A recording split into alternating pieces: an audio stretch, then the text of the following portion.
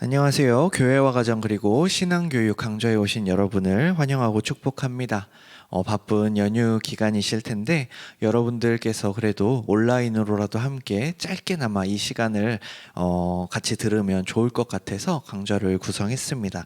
온라인 강의인 만큼 최대한 짧게 끝내드릴 테니까요. 집중해서 한번 살펴보시면 좋을 것 같습니다. 오늘 우리가 함께 살펴볼 주제는 연령별 따른 신앙교육의 장단점입니다. 우리가 벌써 OT 1강 그리고 오늘 2강을 함께 나누게 될 텐데요. 지난주 제가 강의 마지막 시간에 예고편으로 하나의 글을 읽어드렸는데 바로 교회란 무엇인가 라는 글이었죠. 아마 기억하시는 분이 거의 없을 테지만 자, 그러면 그 교회에 관한 글을 통해서 도대체 오늘 무엇을 나누고자 하는가에 대해서 살펴보기에 앞서 오늘 우리가 함께 나눌 교육의 내용에 대해서 한번 살펴보도록 하겠습니다. 오늘의 여정입니다. 길어 보이지만 매우 짧습니다. 하나의 주제에 각각 PPT 한 장으로 구성되어 있기 때문에 여러분들께서 집중해서 들어주시면 좋을 것 같은데요. 우선 첫 번째로는 가족 같은 공동체, 두 번째 학교의 기능을 가진 교회 학교, 그리고 세 번째 기독교 교육과 교회 학교란 무엇인가, 그리고 다음 주에 할 내용으로 연령별 신앙 교육, 그리고 세대 통합 예배 라는 질문을 가지고 한번 오늘 나눠보도록 하겠습니다. 지난주 함께 살펴보았던 내용입니다. 이런 내용이었죠. 가정사역의 가장 우선적인 목표는 모든 세대들이 스스로 교회 가족의 일원이라고 느끼게 하는 것입니다. 할아버지, 할머니, 아빠, 엄마, 아들, 딸 모두가 미혼이든 기혼이든 상관없이 교회가 모든 사람들을 돌보고 있음을 경험하게 해야 합니다. 대학생이나 이혼을 한 사람이나 자녀가 없거나 가족이 없는 과부와 노인들도 가정사역에 소외되어서는 안 됩니다. 모든 사람은 하나님의 가족이기에 어느 누구도 빠짐없이 소중한 사람들입니다. 교회는 남녀노소 모두가 서로를 가족같이 돌보는 공동체입니다. 여러분, 지금 함께 읽은 이 론 헌터 주니어의 글을 읽으면서 되게 우리는 그렇지, 교회는 그래야지 라고 고개를 끄덕이지 갸우뚱하면서 교회가 왜 그래야 하지? 교회가 왜 가족 같은 공동체여야 해? 라고 생각하시는 분은 아마 없을 겁니다. 우리 누구도 이 교회에 대해서 교회는 가족 같은 공동체가 아니야 라고 생각하지 않기 때문이며, 또한 진정한 의미의 가족이라고 생각을 하고 있기 때문이죠. 자, 그렇다면 우리가 이 가족 같은 공동체의 교육과 그리고 교회 학교의 교육 속에서 과연 우리의 연령별 교육은, 연령별로 나눠져서 따로 예배드리는 이 교육은 우리가 교회는 가족 같다라고 말하는 이 공동체성에 과연 적합한가 라는 생각을 하게 될 수밖에 없습니다. 가족이라는 모임이 서로 나이가 다르더라도 함께 모여서 함께 대화하고 함께 밥을 먹고 함께 취미를 즐기고 함께 여가를 즐기고 하는 그런 공동체이기 때문이지요. 그렇게 여러분에게 한 가지 글을 더 소개시켜 드리려고 하는데요. 바로 주제 2번으로 넘어갑니다. 학교의 기능을 가진 교회 학교라는 주제이고요. 여기 나와 있는 글은 헨리에타 미어즈의 주일학교의 모든 것이라는 책에서 가져온 글인데 이런 내용입니다. 교회는 아이들에게 최고의 신앙교육을 시키겠다는 생각으로 주일학교를 시작해야 한다. 즉, 주일학교는 학교라는 기능을 되살려야 한다라고 말합니다. 이분의 글을 보면 특히 아이들을 가르치는 주일학교에 관해서 학교의 기능을 굉장히 강조하는 것을 우리는 발견할 수 있습니다. 서로 이 책의 저자가 다르기도 하고 또한 주요 독자가 다르기도 하고 강조하는 내용이 또 다르기도 하지만 제가 이 두 글을 함께 보여드리는 이유는 우리는 둘 중에 하나에만 치우치려는 경향이 있기 때문입니다. 가족을 강조하시는 분은 어떻게 가족이 떨어질 수 있냐? 가족이 어떻게 나이에 따라서, 연령에 따라서 서로 구분될 수 있냐? 가족은 나이가 어리든 많든 가족이다. 그렇게 우리는 모든 것을 함께 해야 된다라고 말하시는 분이 있고, 또 어떤 분은 분명히 우리는 교회 학교에서 무언가를 가르치고 배우는 그런 관계 속에 있기 때문에 정말 이 학교로서의 기능, 잘 가르치고 잘 배우고, 마치 학교에서 무언가를 배우고 시험을 치고 점점 성장해 나가듯이 우리 교회 학교에도 이러한 기능이 있어야 된다라고 생각하시는 분이 계실 수도 있습니다. 앞선 OT에서 말씀드린 것처럼 우리는 어느새 우리의 신앙을 교회에만 이 책임을 전가하는 그런 모습을 가지고 있죠. 그리고 전혀 이것을 이상하게 여기지 않죠. 교회에서 오늘 잘 배웠니? 그리고 가정에서는 그것이 이루어지지 않는, 가정에서는 신앙교육이 전혀 이루어지지 않는 그런 상황 속에서 우리가 살아왔기 때문에 마치 아이들을 학교에 보내는 것처럼 교회에 보내고, 그래서 교회에서 배워오면 그럼 너 이번 주 신앙교육은 다 했다 라고 생각하는 것이죠. 그런데 심지어 아이를 학교에 보내는 것보다 교회에 보내는 것을 더 못하게 생각하는 경우도 있는 것 같습니다. 왜냐하면 아이의 교육을 위해서는 아이를 학교에 보내기도 하고, 혹시나 학업에 못 따라가지는 않을까, 다른 아이보다 조금 앞서갈 수는 없을까 생각하며 학원, 학습지, 과외 등에 신경을 쓰지만, 신앙의 교육은 일주일에 한 번, 그나마도 1시간에서 길어야 1시간 반 정도로 끝나버릴 때가 많이 있습니다. 그렇기에 앞선 OT와 1강을 통해서 신앙교육에 있어서 가정이 얼마나 큰 책임과 역할을 감당해야 하는지 함께 살펴본 것이지요. 그리고 오늘은 교회에서, 특히 교회 학교에서 이루어지고 있는 연령에 따른 신앙교육에 대해 함께 살펴보려고 하는데, 그러기 위해서는 다음과 같은 질문을 던지지 않을 수가 없습니다. 바로 이것이죠. 기독교 교육과 교회 학교란 그럼 도대체 무엇인가? 한국 교회와 우리가 가장 자주 하는 그런 오해가 있다면, 교회 학교를 영아부에서 고등부 혹은 청년부까지로 생각하는 것입니다. 우리는 왜 이렇게 생각할까요? 교회 학교 또 교회 교육에 대해서 말이지요. 이 학교라는 명칭이 붙었기 때문에 공교육의 제도의 그 교육과 학교를 생각하면서 이러한 지식이 우리 속에 있으니까, 그리고 우리가 그런 교회 학교와 주일 학교의 과정, 그리고 초중고 혹은 대학교의 과정을 밟아오다 보니 자연스럽게 교회 학교를 생각하면 이러한 이미지가 먼저 떠오르게 되는 것입니다. 그러나 과연 그럴까요? 과연 교회 학교도 영어부부터 고등부 혹은 청년부까지만 배우면 끝일까요? 그렇지 않죠. 제가 지금 청년부를 훨씬 지나서 결혼하고 아이가 있고, 또 어느덧 목사가 됐음에도 끊임없이 학교에서 공부하고 있는 것처럼, 우리가 신앙에 대해서 배워야 하는 것은 끝이 없습니다.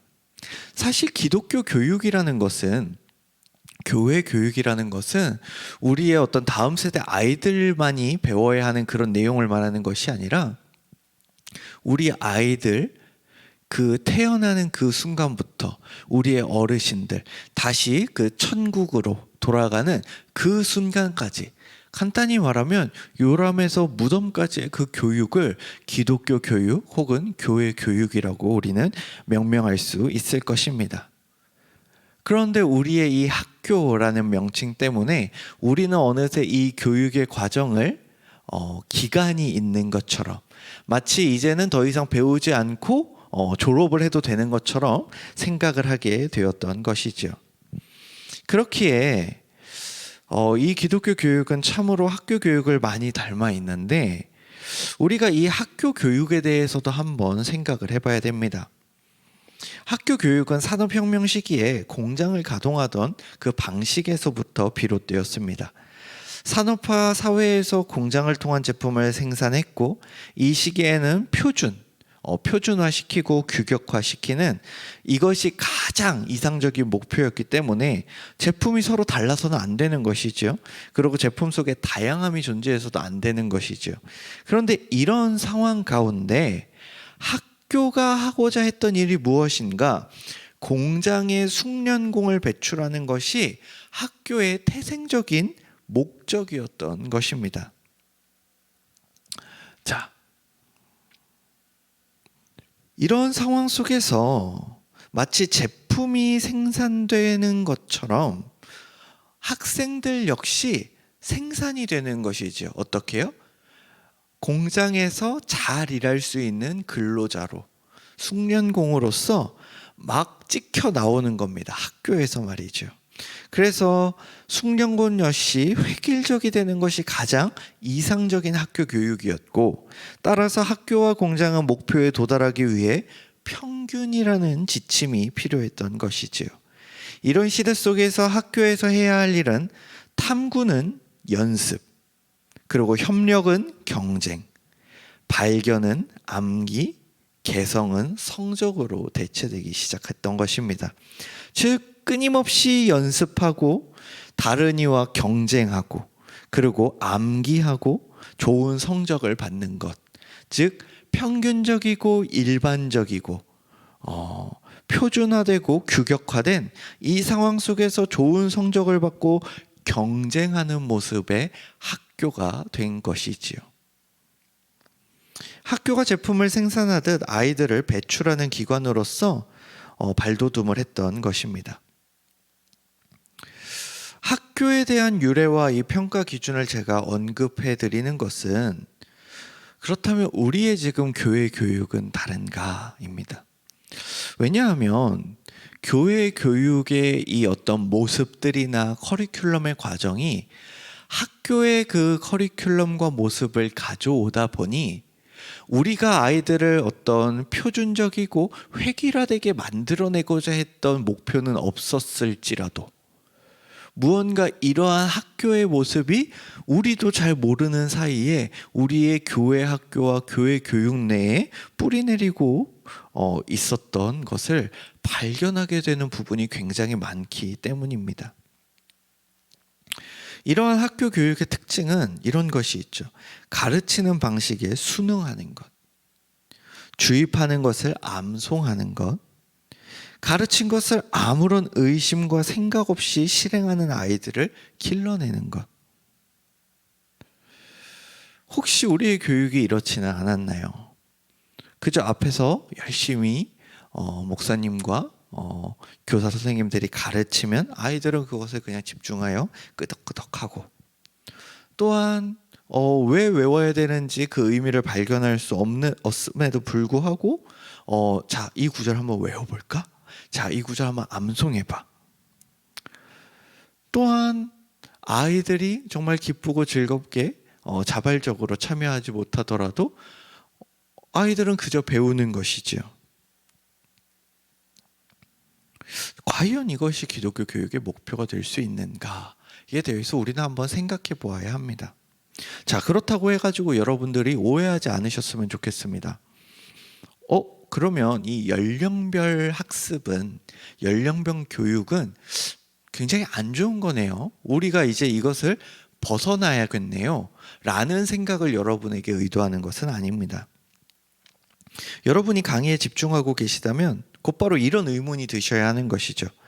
아니, 목사님 아까는 앞에서 헨리에타 미어즈라는 사람의 글을 인용하셨잖아요. 거기에서는 주일학교에서의 그 학교의 기능을 되살려야 한다라고 말을 했는데 왜 지금 이런 내용으로 온 것이죠? 뭔가 모순되는 이야기인 것 같지만 방금 언급된 이야기에서 학교 교육에 대한 부정적 이미지와 헨리에타 미어즈가 이야기한 학교의 기능, 순기능적인 이 요소는 서로 다른 부분의 강조점을 가지고 있습니다. 학교 교육 중 우리가 거절하고 멀리해야 할 것은 바로 획일적이고 규격화를 시키는 교육이고, 우리가 학교 교육에서 배워야 하는 점이 있다면, 배워야 하는 그 기능적 요소가 있다면 바로 전문성과 소명의식입니다. 그리고 사실 학교의 그런 어떤 획일화되고 규격화시키는 이 교육으로부터 주일학교 그리고 교회학교는 사실 독립적인 위치에 있었습니다. 왜냐하면 원래 주일학교가 나오게 된 계기가 그러했기 때문입니다. 최초의 주일학교는 1780년에 세워지게 됐는데 로버트 레이크스라는 성도를 통해 시작되게 되었습니다. 산업혁명 시기에 아이들이 16시간 동안 공장에서 일을 했는데 당시 어린이들은 자본가의 소모품일 뿐이었지요. 레이크스는 주일마다 공장의 그을음으로 뒤덮인 골목마다 아이들이 가득한 것을 목격했습니다. 아이들은 교회의 손길이 닿지 않는 곳에서 영양실조, 과로, 세균 관염으로 죽어갔습니다. 1780년 시작된 주일학교의 교육을 요약하자면 성경을 교과서로 삼아 아이들에게 글을 가르친 것으로 요약할 수 있을 것 같습니다. 형식은 글자 교육을 빌리고 내용은 성경을 가르친 것이지요. 자, 여기서 우리가 무엇을 발견하게 되냐면 최초의 주일학교는 아이들을 어떤 기계의 부속품으로 여긴 것이 아니라 하나님의 형상으로 여겼고 아이들의 영혼과 미래에 대한 고민이 있었습니다. 그렇기에 이 아이들에게 하나님의 형상으로서의 의미를 부여했기 때문에 아이들 속에는 다양한 재능과 존엄성이 담겨 있음을 인정했던 것이지요. 그리고 이것이 우리가 우리 교회에 나오는 많은 아이들을 대하는 태도여야 할 것입니다. 자, 주일학교는 아이들을 평가하고 측정하는 곳이 아니었습니다. 그리고 단순히 어떤 우리가 가르치고자 하는 내용을 주입식으로 마구 이렇게 넣어주는 그런 기관도 아니었지요. 맹목적인 교육을 하는 곳이 아니었다라는 이야기입니다. 그 하나님의 형상을 가지고 있는 아이들의 영혼과 그들의 상하고 지쳐있는 그 육체를 불쌍히 여겼던 곳이었습니다. 그리고 그렇게 시작이 되었죠. 그런데 어느새 우리는 많은 시간이 흐르고 이러한 정신은 사라진 채 시스템만 남은 것은 아닌지 한번 고민해 보면 좋을 것 같습니다. 교회 교육은 정보가 아닌 변화를 목표로 합니다. 전인격적인 변화가 있어야 하는 것이죠. 그렇게 교회 교육과 교회 학교는 학교를 닮으려 하지 말고 성경의 가치에 충실해야 합니다. 교회 교육은 입시를 위한 곳도 아니고 주입식으로 강요를 받는 곳도 아닙니다. 성경을 배우는 이유는 진리를 알기 위함이며 삶을 은혜로 풍요롭게 하는 것이며 하나님의 나라가 우리의 삶 속에 함께 하신다는 것을 알기 때문입니다. 의미와 흥미를 가지게 될 때 교회 교육은 그 자체로 배움의 동기가 될 것입니다. 반대로 이 두 가지가 없으면 주일학교는 어느새 정신은 사라지고 시스템만 남아서 아이들에게 지식을 강요하고 외울 것을 강요하고 그들이 그저 동일한 교육을 받고 동일한 질문 속에서 동일한 의미를 가지고 돌아가야 하는 그런 끔찍한 곳이 되는 것이지요. 학교를 이런 식으로 따라가려는 순간 교회는 오기 싫은 곳으로 변한다라는 것을 우리가 기억해야 합니다. 그렇기에 아이들에게 있어서 이 연령별 교육의 모습이 학교의 이런 시스템적 모습만 우리에게 남아있다면 우리는 이 부분에 있어서 반성하고 돌아보는 자세가 필요할 것입니다. 또한 그렇다고 해가지고 연령별 교육은 그럼 무조건 나쁜 것이다로 오해해서는 안 됩니다. 왜냐하면 그 아이의 성장과 발달에 따라서 이 아이들이 이해하고 받아들이고 더 관심을 가지고 하는 그 모든 것들의 차이가 있기 때문입니다. 자, 지금 이 시간 교회 학교의 이 연령별 교육에 대해서 또한 교회 학교의 유래에 대해서 아주 간략하게 한번 살펴보았는데요. 그렇다면 우리는 어떻게 해야 하는 것일까요? 우리도 연령별 연령에 따라서 구분지어 교육을 하고 있는데 이는 잘못된 것일까요? 또한 최근에 이러한 연령별 신앙교육에 대한 문제를 제기하면서 세대통합 예배를 강조하는 교회들이 많아지고 있는데 우리도 이러한 흐름에 따라가야 하는 것일까요? 돌아오는 토요일에 함께 이 부분에 대해서 함께 더 나누려고 합니다. 온라인 강좌였기 때문에 조금 짧게 끝내드리려고 하는데요. 여러분들이 이 부분에 대해 생각을 해보셨으면 좋겠어요.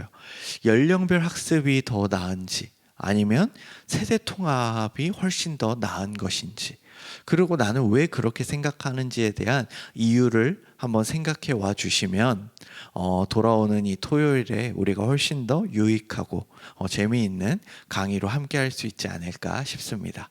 네, 여러분 연휴 가운데 오늘도 굉장히 수고 많으셨고 돌아오는 토요일에 직접 만나서 함께 강의 듣는 그런 시간이 되었으면 좋겠습니다. 감사합니다.